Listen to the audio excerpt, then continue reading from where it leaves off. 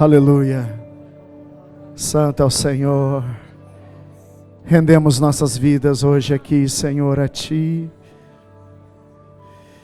E hoje, Pai, nesse lugar, fazemos aquilo, Pai, que o Teu Espírito tem nos levado a fazer diariamente. Exaltar o Senhor. Em memória daquilo que o Senhor fez por nós, queremos deixar, Pai Santo, diariamente, Senhor, o nosso próprio eu, a nossa própria vontade, para poder fazer a vontade do Senhor. Ah, Senhor, continua alimentando a sua igreja com as palavras da sua boca, com as promessas da sua palavra. Vem nos libertar pelo conhecimento da sua verdade. Vem nos sustentar em dias maus, em dias difíceis, pela fé, Senhor, pela fidelidade a Ti, que diante das pressões do mundo e das tentações do mal, nosso coração possa se inclinar por amor, em graça, reconhecendo, Pai, que o Senhor nos amou primeiro, que o Senhor obedeceu primeiro, que o Senhor se entregou primeiro. Recebe, Senhor, das nossas vidas a honra, a glória. Recebe das nossas vidas a nossa adoração. Bendito é o Senhor, para sempre, sempre, sempre.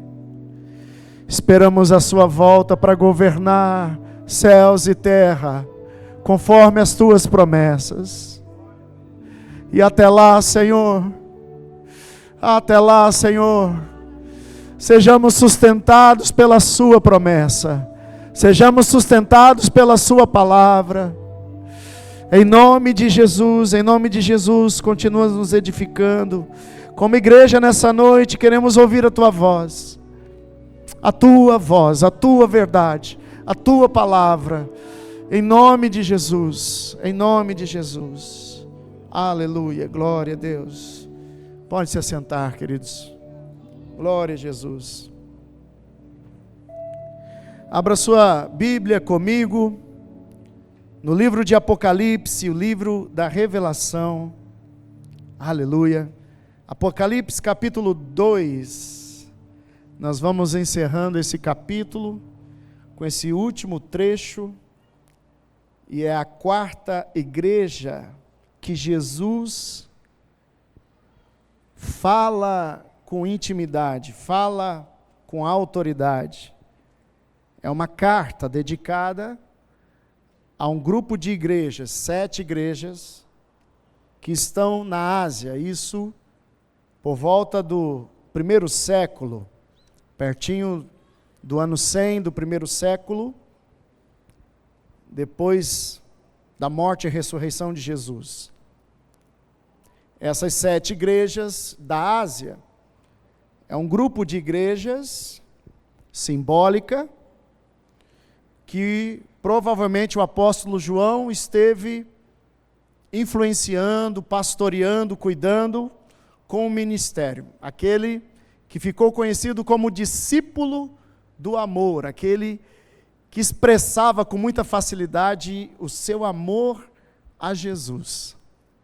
E com essa linguagem de amor, com as palavras, ele também ganha o coração de Jesus.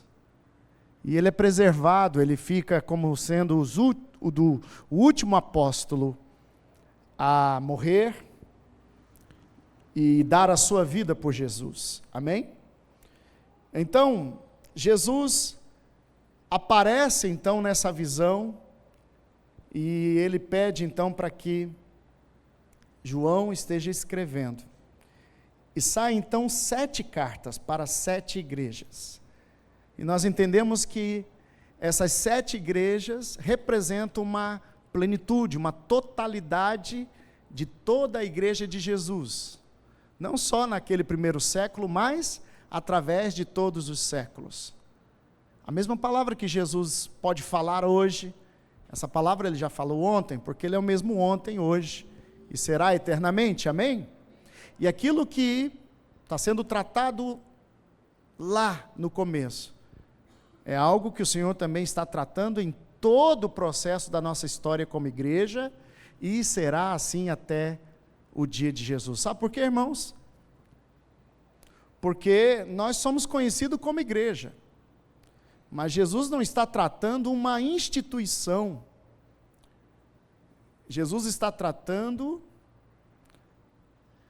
Ele está cuidando, Ele está tratando a sua noiva, porque tem um encontro marcado com aqueles que ouvem a voz do Espírito, amém, irmãos?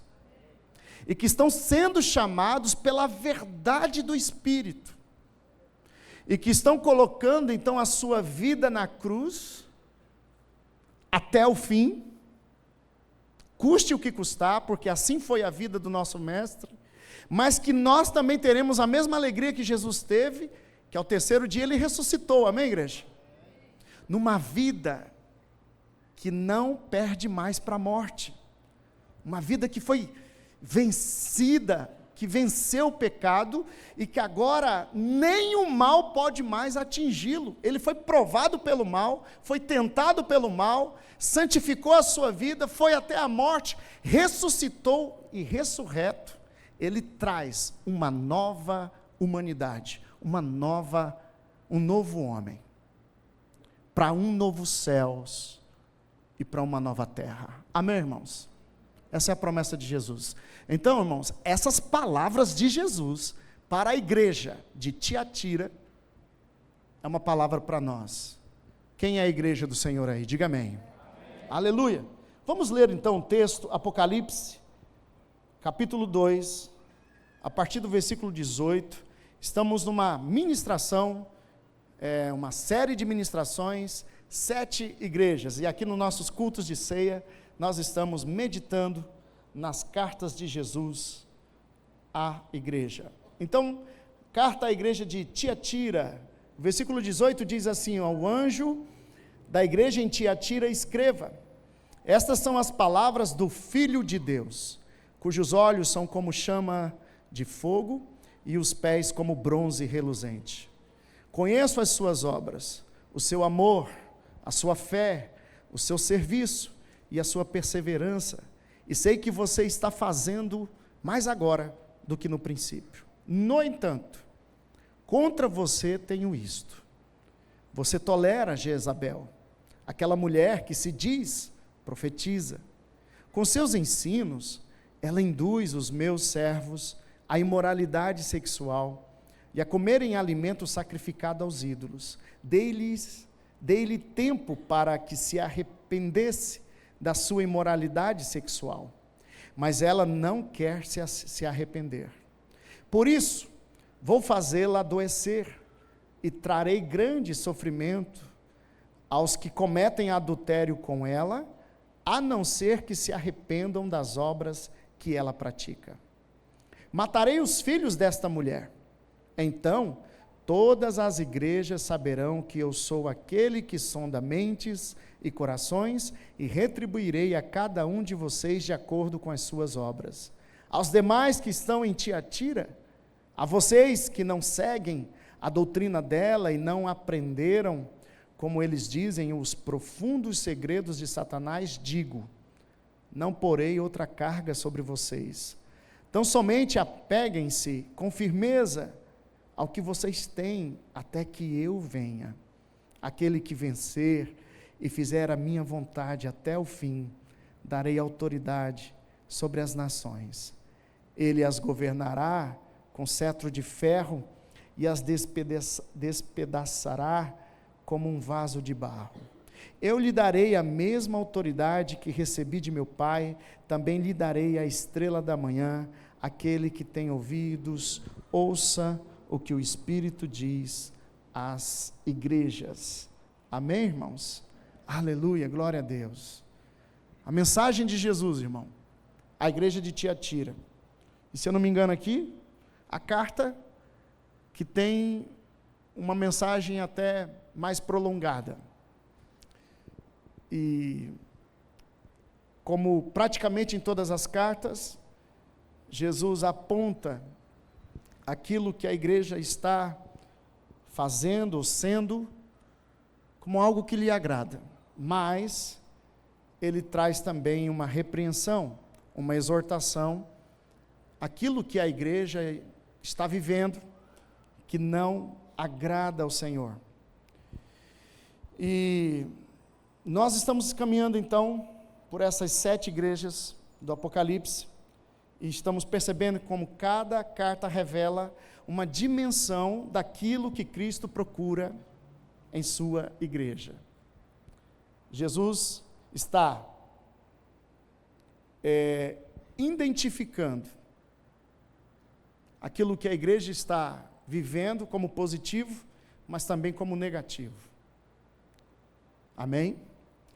E a intenção de Jesus é estar presente no meio da igreja e poder, em amor, exortá-la, santificando ela e nos levando a uma consciência de arrependimento dos nossos pecados. Não é porque agora somos igreja de Jesus que não tenhamos ainda pecados.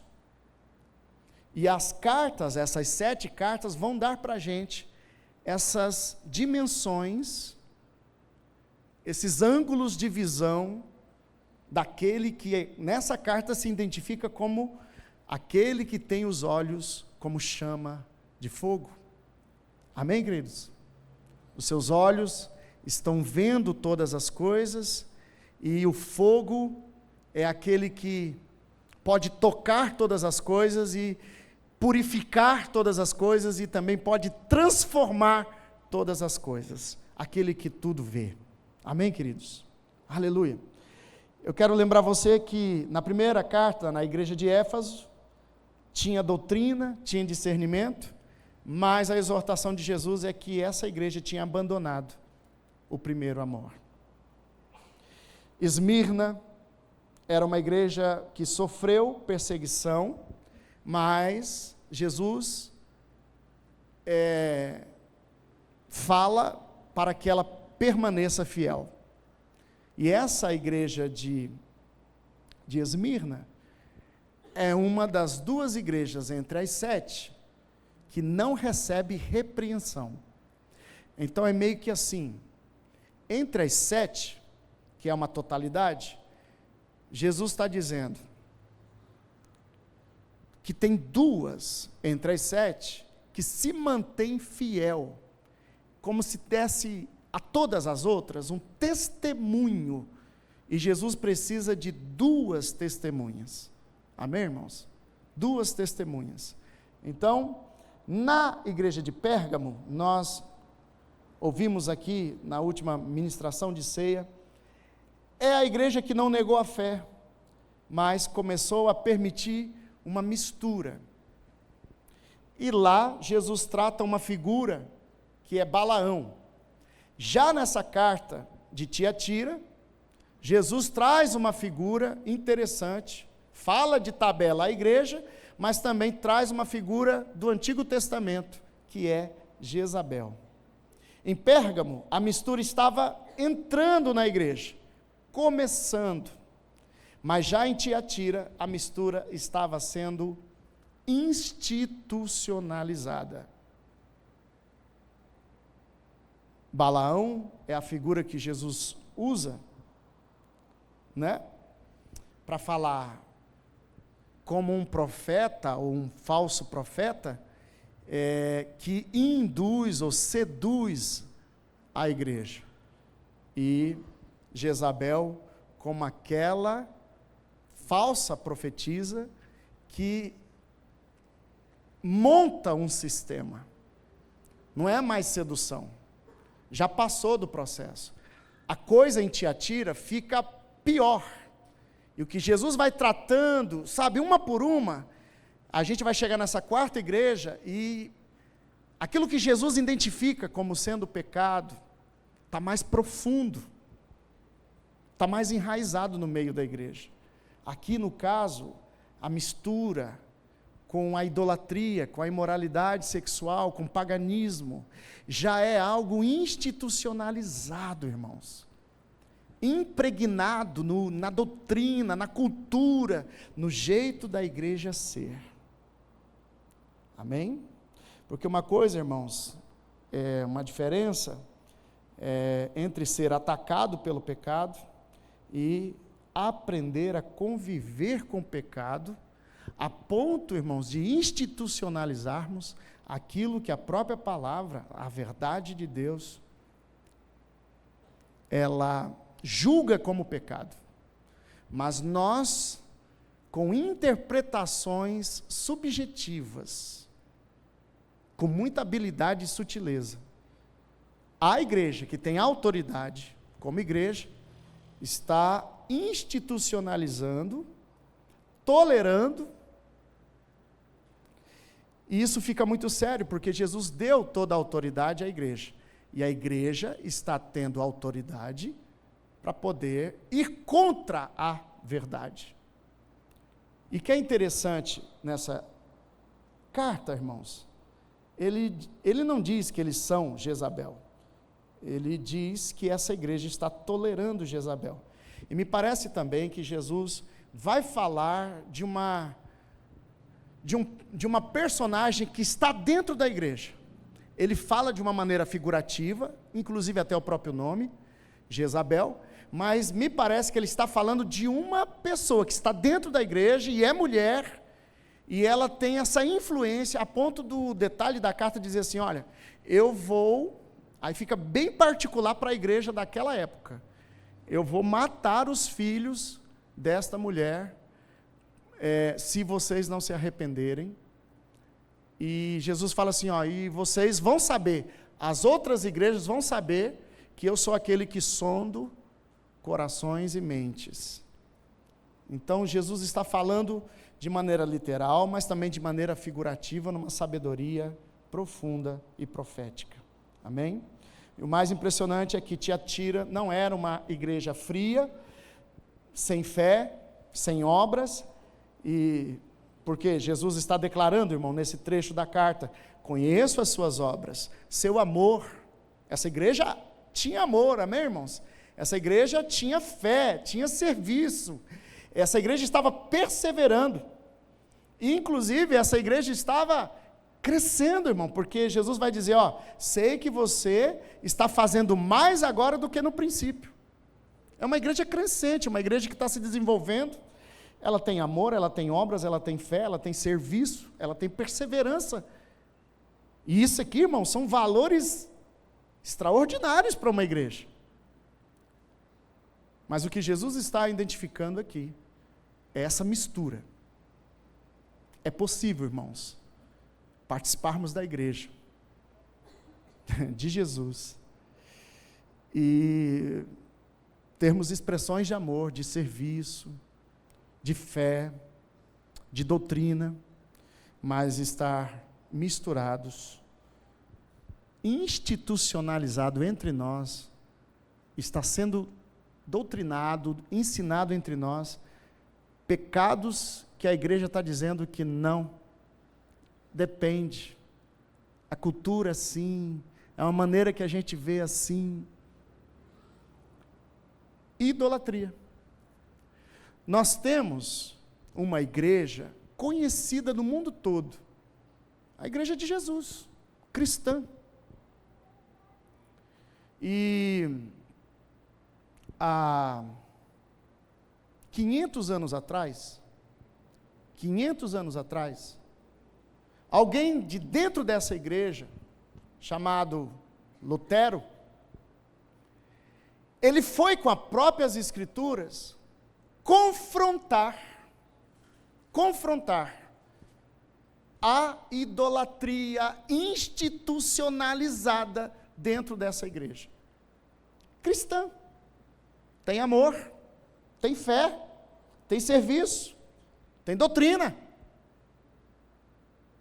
mas a idolatria está institucionalizada.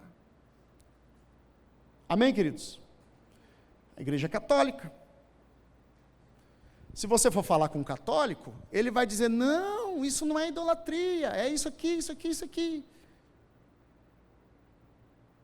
De maneira subjetiva. Mas as Escrituras, irmãos, se nós nos voltarmos para as Escrituras, nós vamos ter, diante dessa cultura, dessa amada igreja, nós respeitamos.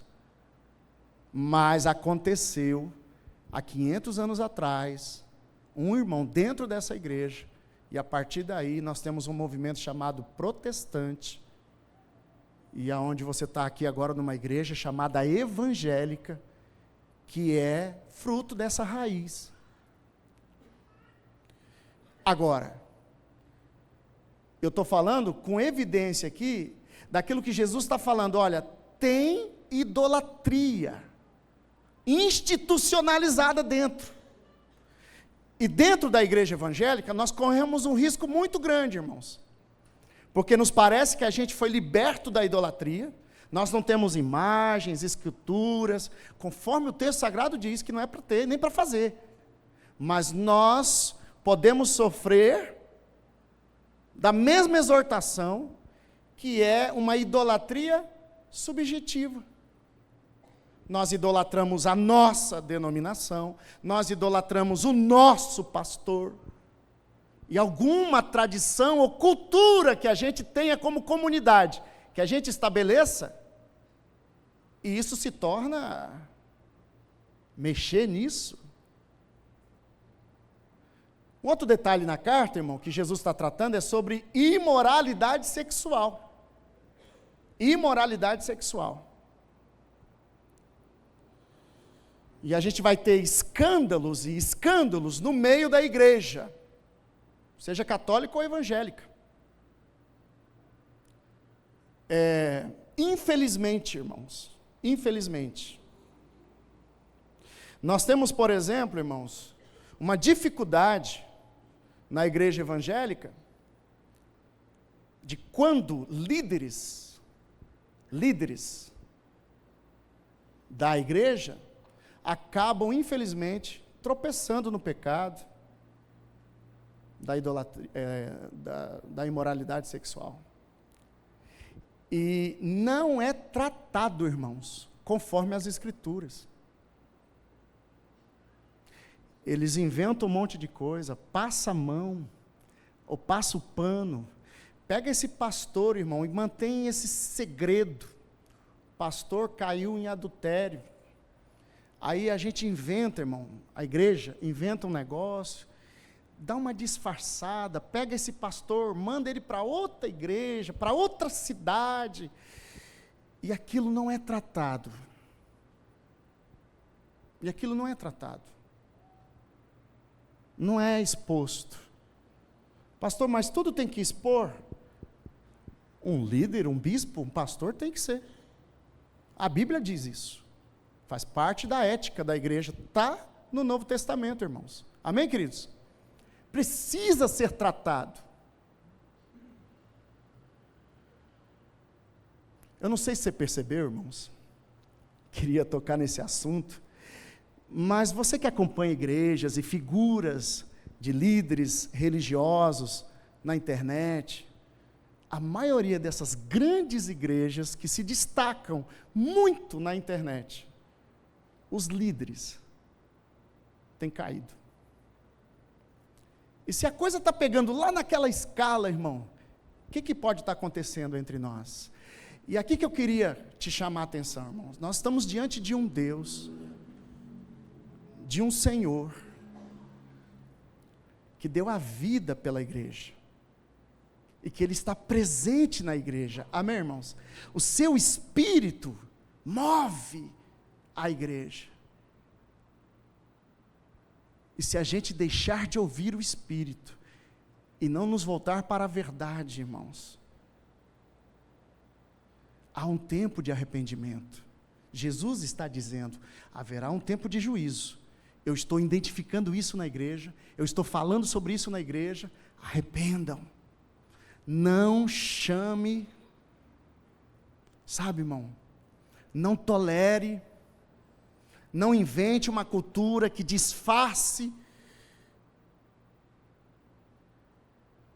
E aqui, irmãos, eu queria com vocês, para um equilíbrio interessante, olha o currículo dessa igreja: obras, amor, fé, serviço, perseverança, crescimento. O problema de Tiatira não era a ausência de amor, o problema era que seu amor estava se calando diante daquilo que destruía. E esta é a pergunta da mensagem: como amar sem abandonar a verdade? Como amar? Você vai numa igreja e você percebe amor, você percebe fé, você percebe perseverança, mas, meu irmão, estamos pecando em relação à verdade. Por amor, não estamos mais protestando. Por amor, não estamos mais enfrentando e confrontando o pecado nos púlpitos, na própria mensagem do Evangelho. Porque precisamos mais seguidores, porque se eu falar sobre esse assunto aqui, metade da igreja vai se constranger.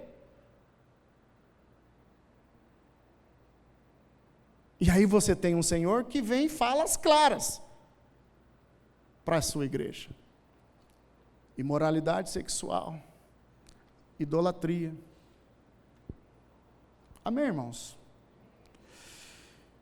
Que o fogo do Espírito e da verdade de Deus, irmão, possa trazer um equilíbrio, irmão, da verdade e do amor. Amém, irmãos? Porque se caso, irmão, a gente usa da verdade sem amor, preste bem atenção, irmão, há um desequilíbrio aí. Eu já conheci igrejas assim, irmão, que vai de duas solas na verdade, e eles falam assim, dando risada do pecador. Você não serve para estar aqui não, irmão. Que a verdade de Deus aqui é... Eita! A verdade, irmão, sem amor. A palavra de Deus nos diz, irmão, que a gente precisa ensinar a verdade em amor. Em amor.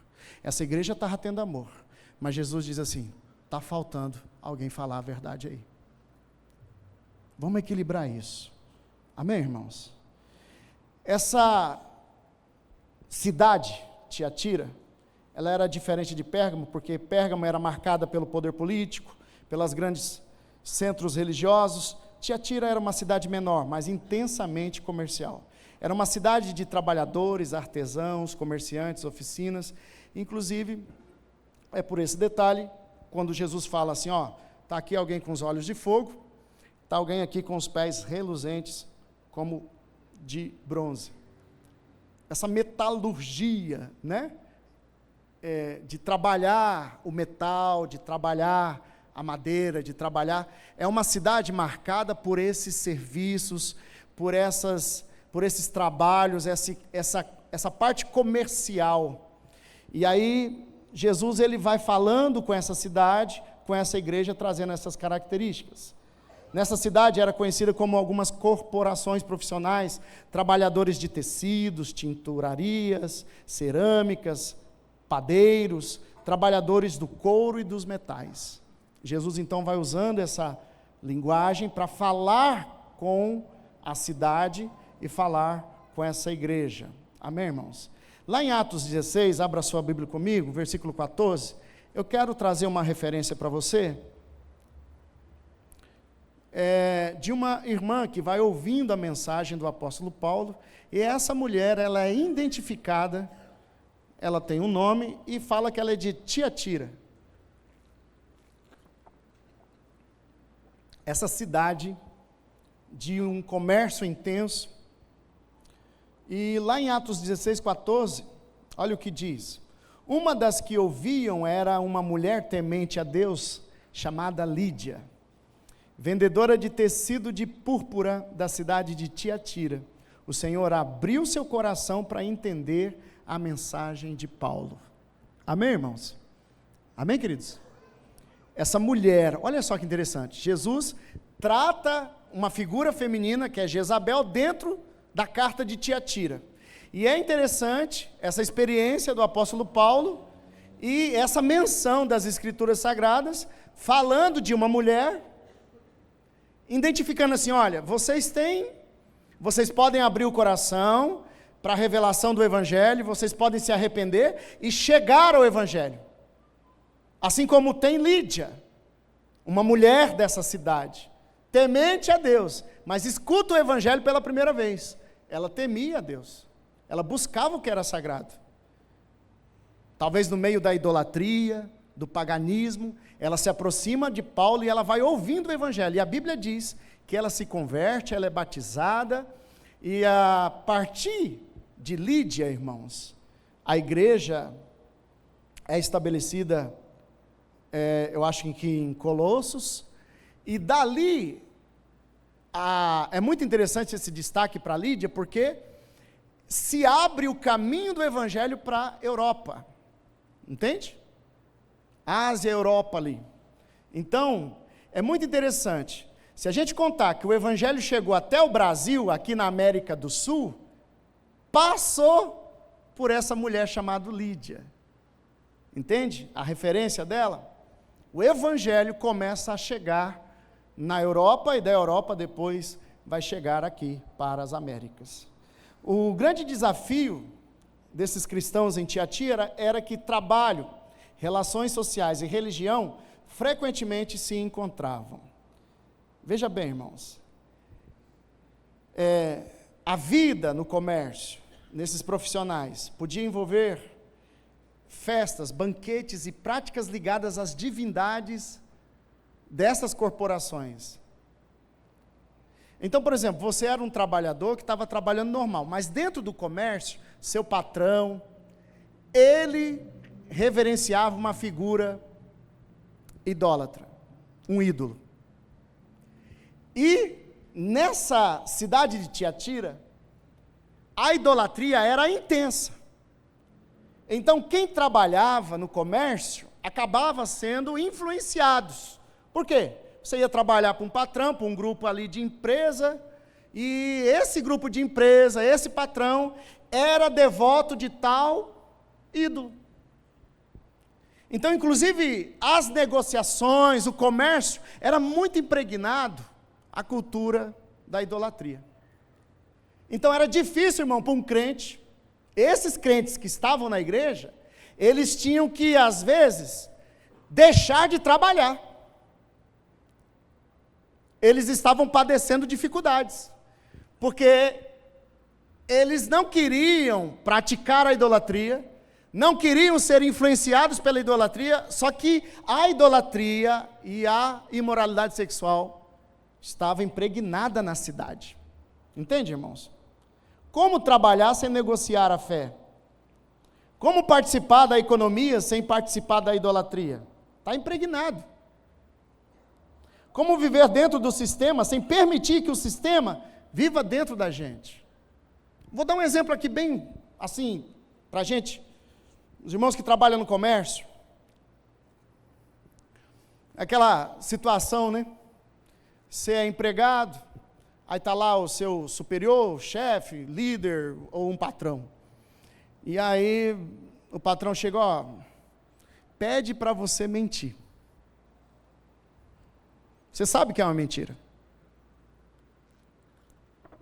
É assim, ó, hoje não estou atendendo ninguém, fala que eu não estou aqui. Aí a pessoa chega no balcão. E aí? O crente tem que falar assim, ei, meu patrão está aí, ele falou que não está aqui. Ai, meu Deus, é complicado, né, irmãos? Estou falando de uma coisinha bem besta. Ou, por exemplo, irmão, eu trabalhei um tempo no balcão, num grupo de autopeças. Não era do balcão, era do escritório, mas eu fazia uns freelances, que eu gostava de aprender ali das peças, do balcão. E aí eu tive um bom professor. Ele era o melhor vendedor da empresa. Se tornou gerente no grupo e tudo. E eu fui aprender com ele. O homem era ligeiro no balcão.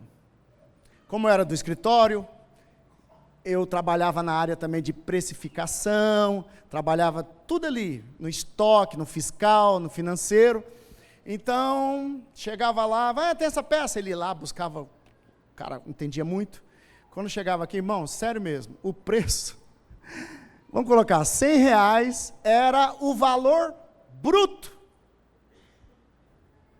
Mas ele ia com carisma, irmão, com a capacidade. Falei, então, rapaz, achei a peça essa aqui, quanto que é? Eu olhando do lado dele assim, o preço máximo que ele tinha que dar era R$100. Eu falei, não, isso aqui é R$150. E o cara, vai lá, Salim, vai receber. Aí ia lá, recebia. Quando voltava, rapaz, falei, aqui é o seguinte, meu irmão, isso aqui é só uma referência. Você vai sentindo no cliente. Falei, irmão, mas isso aqui não está errado, não? Falei, pois é, mas isso aqui é só uma referência. Seu patrão vai ficar contente. E você ainda vai ganhar mais ainda comissão. E eu crente, irmão. E eu não consegui, irmão, sério mesmo. Eu era crente naquela época.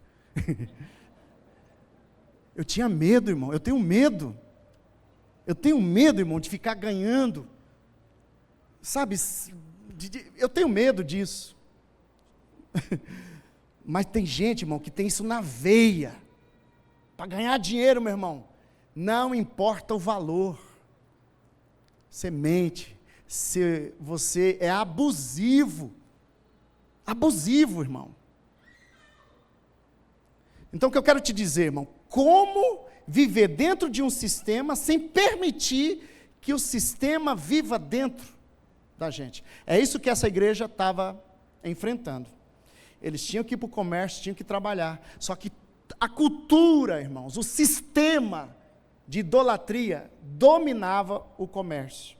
E a igreja estava sofrendo, porque não podia, alguns estavam deixando de trabalhar, porque não conseguiam viver dentro do sistema. Amém? A falsa espiritualidade sempre oferece uma justificativa, uma acomodação, tipo assim, não precisa ser tão radical, é apenas um trabalho, todo mundo faz, Deus conhece o seu coração. Essa mistura quase sempre precisa de uma teologia para justificar, irmão, os nossos erros, nossas falhas. Jesus então apresenta, olha o que Jesus diz, eis que diz o Filho de Deus, cujos olhos são como chama de fogo e pés como bronze reluzente. Ele se identifica como sendo Filho de Deus, sabe por quê, irmãos? Porque ele apresenta uma mulher que tem autoridade sobre essa igreja, como sendo profetisa. Então, o que essa mulher profetiza, o que ela induz, o que ela diz como sendo a verdade, Jesus vem e identifica, quem está falando aqui é o Filho de Deus.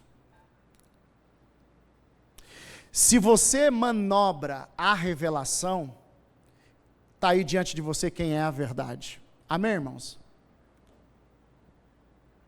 Porque, irmãos, a gente pode estar diante da verdade, mas a gente pode,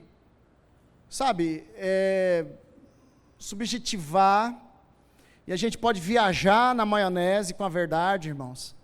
E a gente pode colocar interpretações, e Jesus já vai aqui decepando.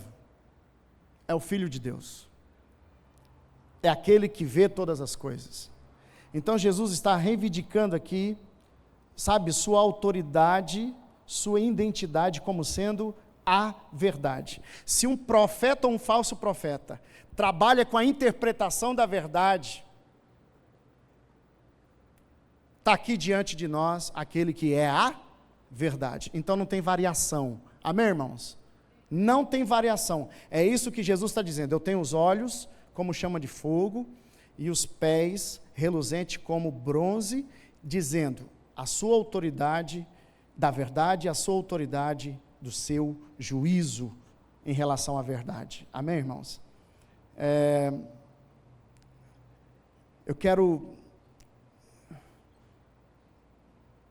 ir com vocês para uma grande verdade aqui, é que o amor verdadeiro não pode se calar diante daquilo que destrói. Éfeso tinha verdade, mas perdeu o amor. Tiatira tinha amor, mas estava tolerando o erro, a mentira.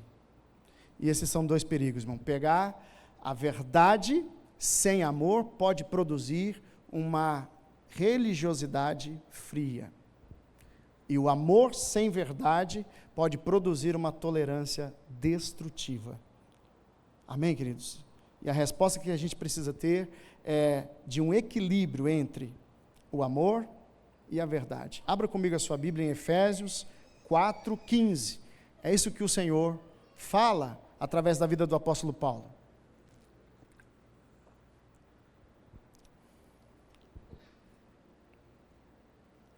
Efésios 4:15.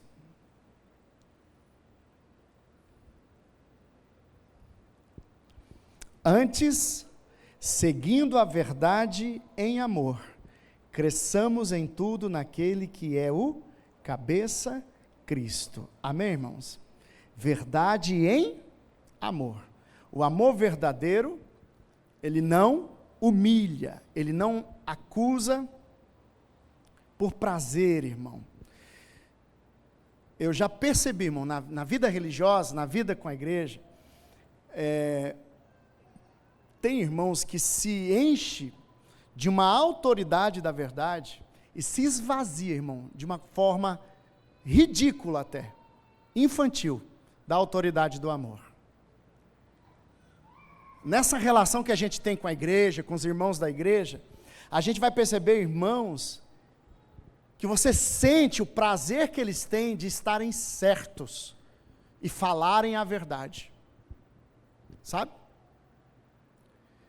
Mas sem nenhuma noção de estarem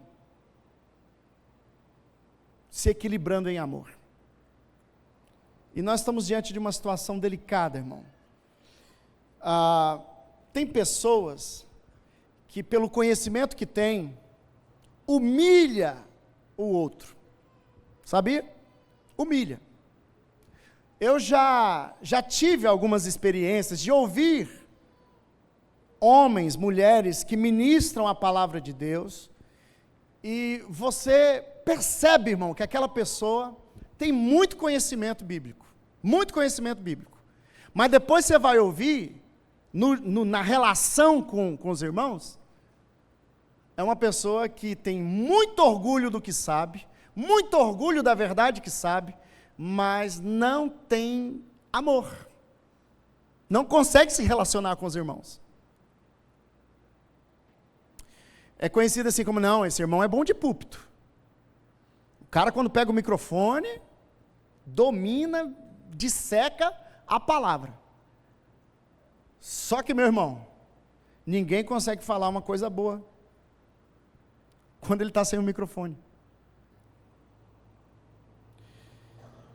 E, às vezes, irmão, tudo que a gente está esperando é o irmão pecar para a gente poder ter a razão da verdade. E não a concentração, poxa vida, meu irmão pecou, falhou. Vamos levantar esse irmão, vamos se aproximar desse irmão, vamos cuidar desse irmão. Não, se eu fosse o pastor, agora que nós pega ele. Ele tem a verdade, mas está descalibrado do amor, irmão. O amor verdadeiro não humilha, não acusa por prazer, irmão, para ganhar o debate. Não usa a verdade como arma para destruir pessoas. Mas o amor verdadeiro também não assiste em silêncio à destruição de quem ama. A verdade sem amor, irmão, pode ferir. Atenção, igreja. A verdade sem amor pode ferir. Mas o amor sem a verdade pode deixar morrer. Então a gente precisa de um equilíbrio. Jesus está tratando isso nessa igreja. Por isso que, em amor, irmãos, Jesus fala palavras duras, radicais, para essa igreja chamada Tiatira, porque ele confronta a igreja de Tiatira em amor. É a verdade e é o amor. E o confronto de Cristo não é a ausência de amor, é uma expressão de amor. Conheço o seu amor. Jesus está dizendo para essa igreja, conheço o seu amor, a sua fé, a sua perseverança, mas tenho contra você isto. Amém, irmãos? Amém, queridos? É muito delicado, né? Eu já vi muitas pessoas se ferirem na igreja porque ouviram a verdade. E, por ouvir a verdade, eles não conseguiram perceber a fala do amor. Pessoas que se machucam e se magoam dentro da igreja, porque ouviram a verdade. Mas a igreja não conseguiu expressar com eficiência um amor. E esse é um desafio da gente. Às vezes, a verdade que o amor precisa dizer é uma verdade difícil. Mas se realmente nós amarmos, nós não podemos nos calar diante daquilo que está destruindo a vida das pessoas. Amém? Segunda verdade aqui, irmãos, o pecado tolerado hoje pode se tornar uma cultura de amanhã. O pecado tolerado hoje pode se tornar uma cultura dentro da igreja amanhã. Uma tradição, um ensino, enfim. Jesus, ele diz assim, ó: no entanto, contra você tenho isto, você tolera Jezabel, aquela mulher que se diz profetiza. Essa Jezabel é uma figura lá do Antigo Testamento. Ela era a esposa de um rei de Israel. E ela, a partir da posição que tinha, ela traz, irmãos, institucionaliza a idolatria dentro de Israel.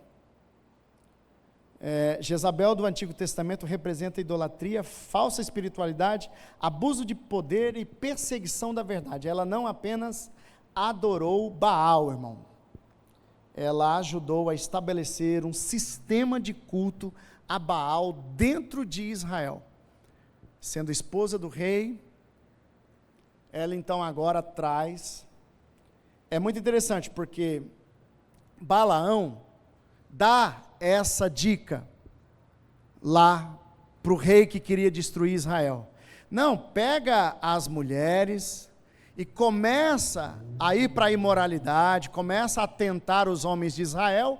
Logo os homens de Israel estão se relacionando com essas mulheres, e depois vão se casar com elas, e depois vão ter filhos com elas, e depois eles estão levantando altares com os deuses dessas mulheres, com os ídolos delas. Quando você chega em Jezabel, irmãos, e é aqui que Jesus chega nessa figura, é que Jezabel já é o desenvolvimento desse pecado, dessa figura de Balaão que Jesus trata na outra igreja. Quando ele chega em Jezabel, é que Jezabel já é o quê?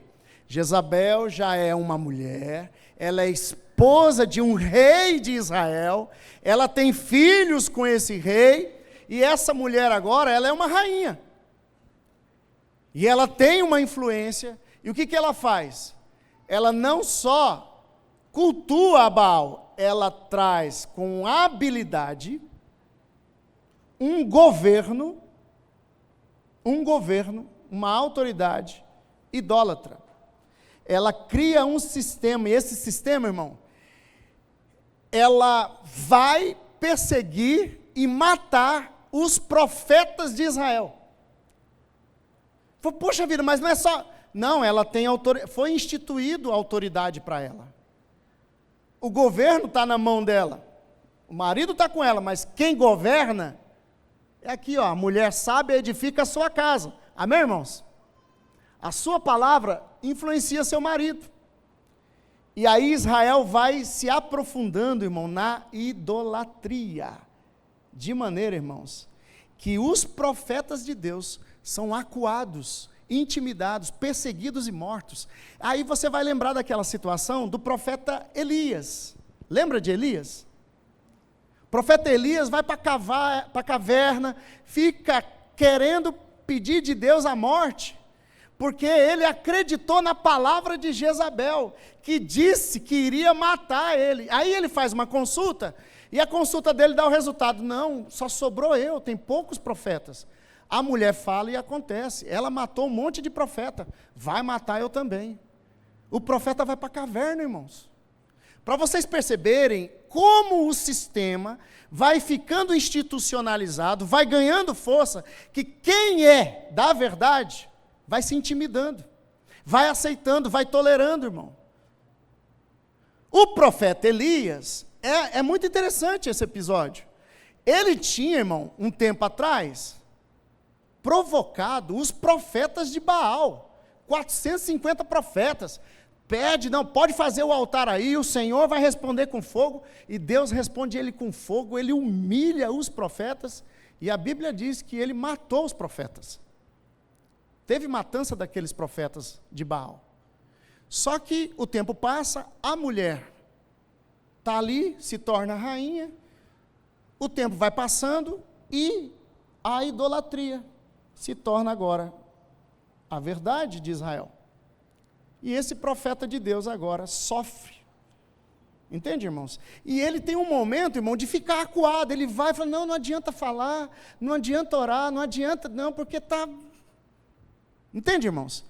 O que Jesus está tratando nessa igreja de Tiatira é mais ou menos isso. Cuidado. Não institucionaliza, não tem como sistema um pecado que a palavra de Deus está dizendo, de Gênesis a Apocalipse, que é pecado. Amém, queridos? Pérgamo, Jesus fala de Balaão. Tiatira, Jesus fala de Jezabel.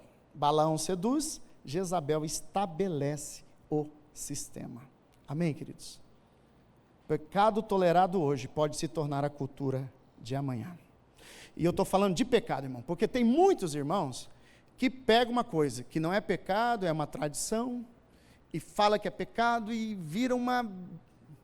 Nós estamos falando de pecado, aqui idolatria, amém? Pecado de imoralidade sexual, e uma coisa vai puxando a outra, amém, queridos? Jesus está falando com essa igreja, dê-lhe tempo para se arrepender. Antes do juízo, irmão, vem o chamado. Antes da disciplina, vem a oportunidade. Antes da sentença, queridos, vem a misericórdia. E Jesus vai falar para essa igreja, para essa única igreja, dei tempo para você se arrepender, mas ela não quer se arrepender. Amém, irmãos? Então não é falta, irmãos, de oportunidade. Sabe quando o pecado, a nossa postura começa a se tornar uma resistência ao arrependimento. Por isso, irmãos, que a igreja de Jesus, os profetas, os pregadores, os irmãos que ensinam, nós não podemos negociar com a verdade, com a palavra, porque um pecador, ele pode ouvir a palavra de Deus e pode resistir, pode se arrepender. Quando uma igreja, ela vai se calando e vai se misturando, sabe, irmão, e aí você percebe, porque assim, se você negociou com um tipo de pecado, irmão, para você negociar com outras coisas, porque você já está devendo aqui. Amém, queridos? Isso é muito, muito delicado, irmãos. A paciência de Deus é uma oportunidade para o arrependimento, e não uma permissão, irmãos, para a gente continuar ao pecado. Amém? Abra comigo a sua Bíblia lá em Apocalipse 17. Eu quero ler com vocês lá uma associação muito interessante. Jesus está tratando nessa quarta igreja de Tiatira a figura da Jezabel. Mas isso se desenvolve, irmão, no livro de Apocalipse, como uma figura profética do fim dos tempos. E lá em Apocalipse 17, 1 a 2, nós vamos ter de novo uma figura de uma mulher. E ela é conhecida como Grande Babilônia. Então, Jezabel está numa igreja local, está numa cidade. Mas o Senhor está anunciando, querida igreja, escute isso aqui, que nos últimos dias, no fim dos tempos, vai deixar de ser local. Isso vai se enraizando, irmão, a ponto de o sistema, irmão, se tornar tão global, que o Senhor vai chamar da Grande Babilônia. A igreja vai se misturar com o Estado se mistura com a igreja, o Estado institucionaliza como autoridade de verdade espiritual algo. Preste bem atenção, irmão. A política, os governantes dessa terra, das nações, com poder econômico e com autoridade espiritual ou religiosa, entenda. É tanto que a gente tem a figura do falso profeta e a besta. O falso profeta é aquele que tem uma autoridade para ensinar e influenciar o mundo todo. Jesus está vendo problema numa cidade, numa igreja, e ele está anunciando, isso aqui vai ficar e vai se escalar de uma maneira global. A figura de Balaão e a figura de Jezabel são figuras que Jesus está dizendo, igreja, fique alerta para isso. O pecado da idolatria, o pecado da imoralidade sexual, da falsa espiritualidade e dessa mistura entre Estado, igreja. Deixa eu te falar uma coisa, irmãos. A igreja perdeu a autoridade acerca do valor do casamento, irmãos. Eu falo isso com tristeza. Hoje, para você falar se alguém é casado com um homem, com uma mulher, você precisa da autoridade do Estado. Não era assim. Quem tinha autoridade para estabelecer entre um homem e uma mulher uma aliança de casamento era a igreja. A igreja foi se misturando com o Estado. E a igreja foi perdendo a radicalidade do valor de um casamento. Hoje, irmão, é homem com homem, é mulher com mulher.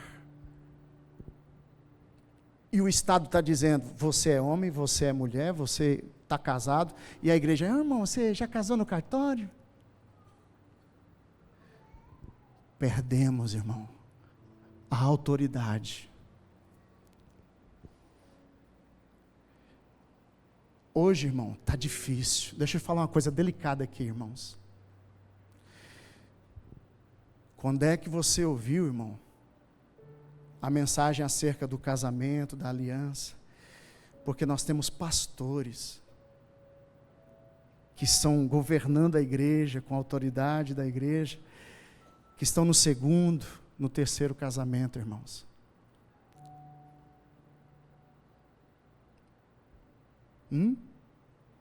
Você acha que essa igreja vai ter a radicalidade de ensinar que uma aliança é até que a morte separe? Conforme a Bíblia está dizendo? E eu estou trazendo uma coisa aqui, irmão, uma verdade. E eu quero te dizer também que tem amor nessa igreja. Não importa, você está no segundo casamento, no terceiro casamento, sem problema, irmão. Você veio, mas você precisa aprender dentro da igreja que a sua aliança, irmão, ela foi sagrada, com a primeira, com a segunda, com a terceira. E que agora, na terceira, na segunda, na situação que você estiver, você precisa aprender, irmão, que você pecou. Se arrependa diante de Deus.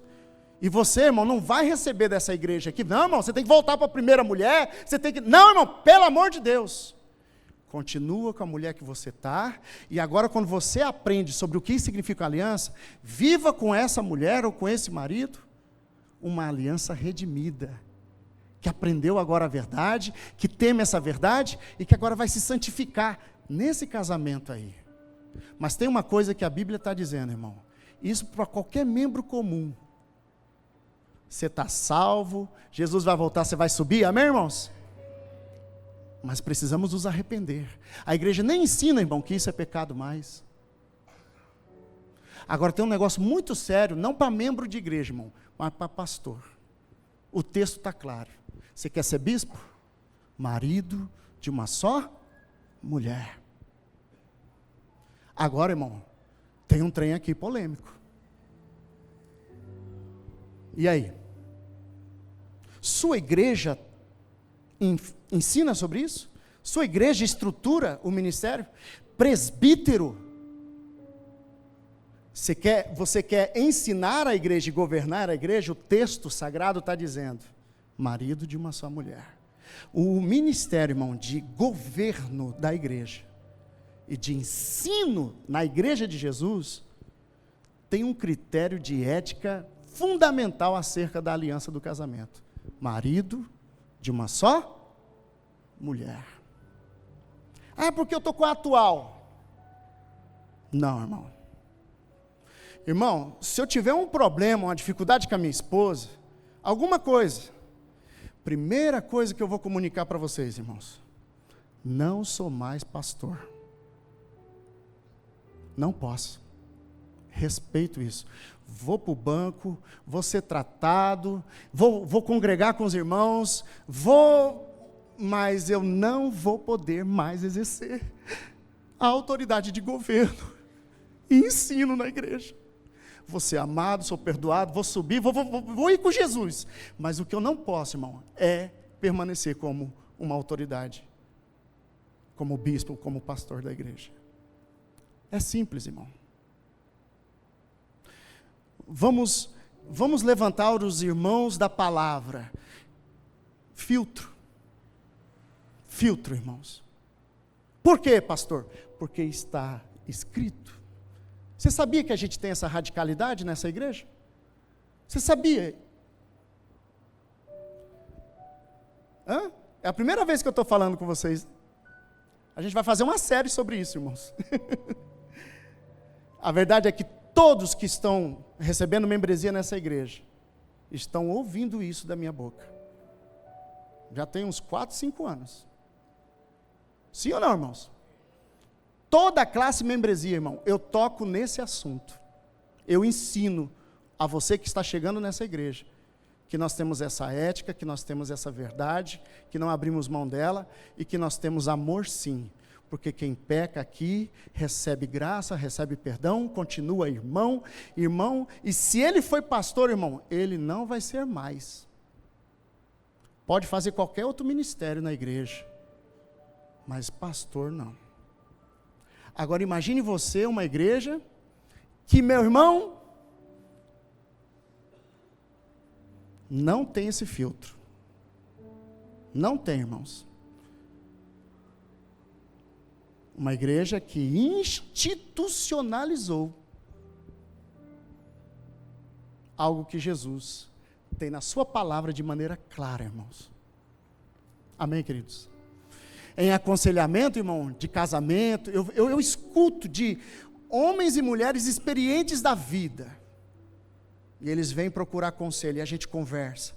E eles escutam, irmão, de mim, amor, mas verdade. E eu estou impressionado como essa igreja tem recebido essa verdade. Ninguém me contrariou ainda, irmão. E eu estou procurando alguém que me ajude a não ser tão radical assim. Mas as escrituras, irmão. Amém, queridos? Divórcio, irmão. Para o homem do reino e para a mulher do reino, não existe divórcio. No nosso mundo tem. E o que a gente aconselha? Não, irmão, pede perdão. Ah, pastor, não dá para voltar mais lá. Não, não dá mesmo, irmão. Fica aqui com a tua esposa, fica aqui com os teus filhos. Mas é o seguinte, você precisa ouvir essa verdade. Você precisa chorar e se arrepender. Agora, irmão, daqui para frente, segue querendo purificar e santificar seu casamento com a esposa, com o marido que você está. Amém, irmãos? Amém, queridos? Verdade. Não podemos, irmão, negociar. Fique de pé. Aleluia. Aleluia. Pecado que você tolera hoje pode se tornar a cultura de amanhã. Olha nessa situação onde nós chegamos como igreja. Aleluia, feche os teus olhos. Eu queria aproveitar esse momento. Eu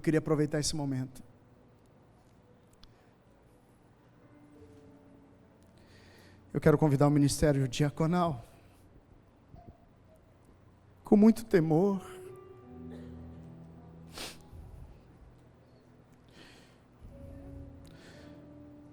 Talvez o tempo passou, irmão, irmã. E o Espírito Santo tem falado. Mas talvez você ainda não tinha ouvido uma verdade sobre isso. Assim. Eu queria te convidar, homem, olha aqui para mim. Homens, olhe aqui para mim. Maridos, olhem aqui para mim. Jovens, homens, olhem aqui para mim. Nós vamos para a mesa do Senhor. E talvez você ainda não se arrependeu dos pecados de imoralidade.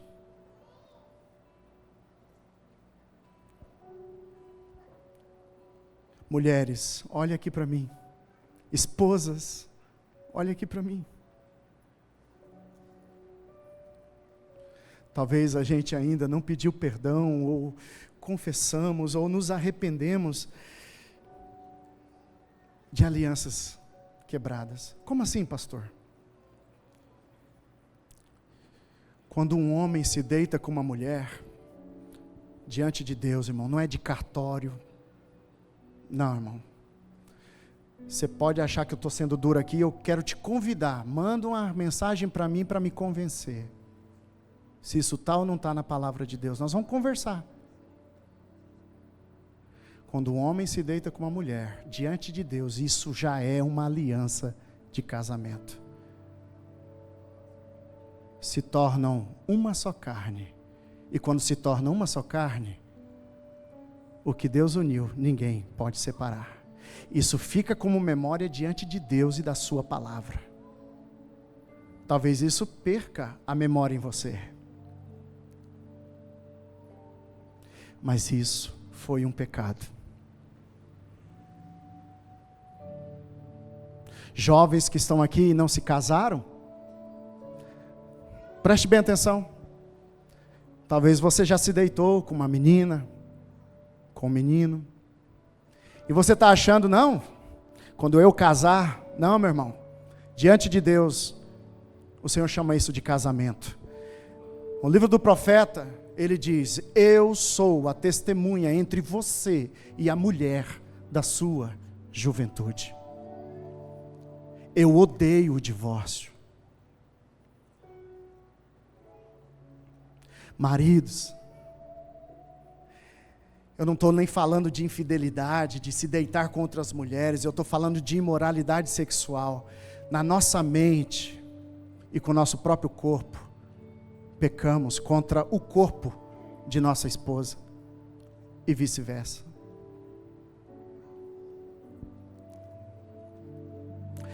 E de alguma forma temos afetado a aliança. Amém, queridos? Feche os teus olhos. O Senhor nos convida a ouvir palavras de uma verdade dura. Mas eu quero te lembrar, Jesus está aqui. E é necessário ouvir sua voz, porque aqueles que têm ouvidos, ouçam o que o Espírito diz às igrejas. Vamos nos permitir, igreja do Senhor, a nos arrepender dos nossos pecados de idolatria, dos nossos pecados de imoralidade sexual. Aleluia. Pai, em nome de Jesus, nós pedimos misericórdia, Senhor, porque todos nós aqui, não escapa ninguém, a não ser as crianças, mais crianças aqui, já fomos tocados de alguma forma, já fomos contaminados em algum grau e de alguma forma com a imoralidade sexual. E nos tornamos contaminados, pecadores, muitos aqui até viciados, e lutam todos os dias contra isso. E eu quero te pedir, como bispo dessa igreja, como pastor dessa igreja, deixa a gente ouvir tua verdade, mas deixa a gente também perceber o seu amor, o seu perdão, a sua graça. Essa verdade em amor possa ser estabelecida, Pai, nas nossas vidas, como homem, como marido, como mulher, como esposa, como jovem que se guarda para o seu casamento, em nome de Jesus. Reina, Espírito Santo, nesse lugar, nesta amada igreja do Senhor, que o Senhor comprou com alto preço. Tenha liberdade no meio da gente, para trazer a sua verdade. Nós queremos aceitar. E nos ajuda, Espírito do Senhor, a nos levar a um arrependimento de verdade. Lava-nos hoje, nos perdoa hoje, nos limpa hoje, e nos leva, Pai, a um coração arrependido, nos leva, Pai, a uma vida de santificação. Pai, nós que pecamos, Pai, na nossa aliança de casamento contra a mulher, contra o marido, perdoa, Senhor. Nos lava e nos purifica, passa o seu sangue na nossa aliança. Vem nos purificar,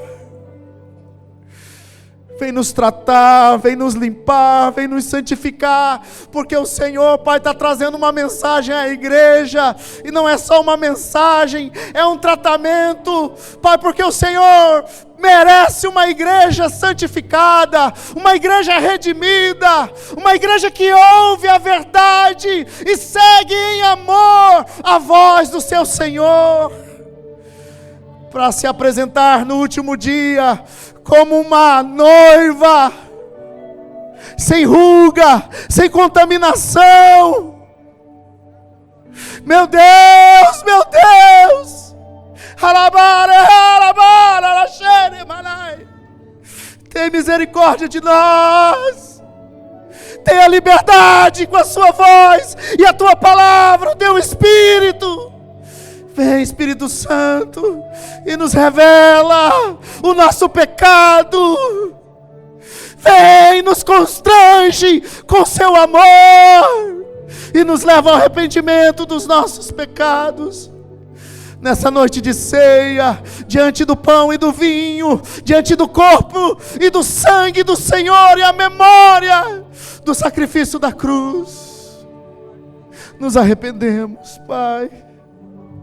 Perdoa-nos, perdoa a nossa ignorância, perdoa, Senhor, a nossa rejeição à verdade. Vem, Espírito Santo,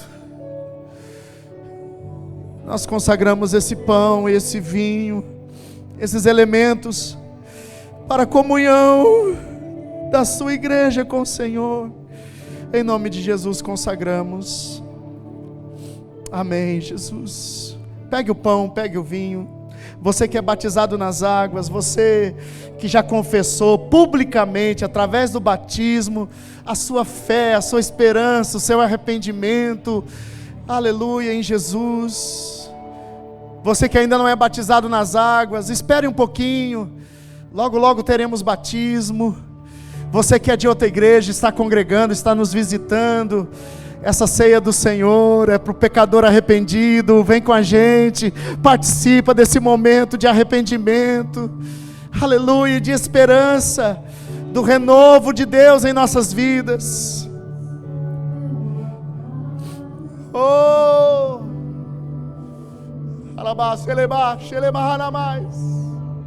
este é meu corpo que é dado em favor de vocês, como um dele todos, diz o Senhor. O marido fiel permanece fiel. Querida igreja, ele é o marido fiel. Todos nós e a criação pecamos contra aquele que é fiel.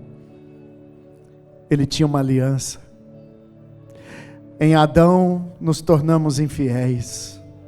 Pecamos, nos prostituímos e fomos para os ídolos da nossa imaginação.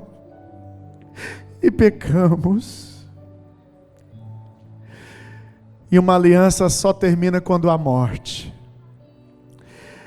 Então estávamos sob um Senhor chamado lei e morte, porque pecamos.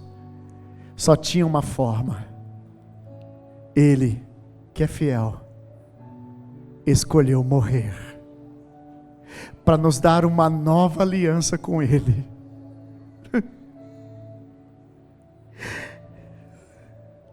A mulher adúltera, ou o homem adúltero, conforme a lei de Moisés, ele teria que ser apedrejado. Alguém que se prostituiu de uma aliança, pela lei, a justiça, o juízo é a morte. Só tinha uma maneira dessa mulher adúltera não receber a morte. Era se o marido dela morresse. Porque se o marido dela morresse, ela não receberia aquela morte. Sabia disso? Então foi isso que Jesus fez na figura de Filho, nosso Senhor. Ele veio nos resgatar e Ele morreu naquela cruz para nos dar uma nova aliança, para nos dar uma nova vida, para nos perdoar. Amém, irmãos? Aquele que é fiel permanece fiel. Ele é fiel. E por causa da sua morte agora temos uma nova aliança. E nessa nova aliança Ele está nos santificando. Amém, igreja? Você que crê nessa promessa, nesse sacrifício, você que crê nessa esperança, que um dia estaremos com Ele, totalmente livres do pecado. Amém, igreja? Pai, em nome de Jesus, nós te agradecemos, Pai, por essa noite, por esses momentos, Pai, como igreja juntos, recebendo do Senhor e também dedicando o Senhor o nosso culto. Continua nos edificando com a sua voz, com a sua palavra, com a sua verdade, com o seu amor. Nos santifica, nos separa deste mundo para o Senhor.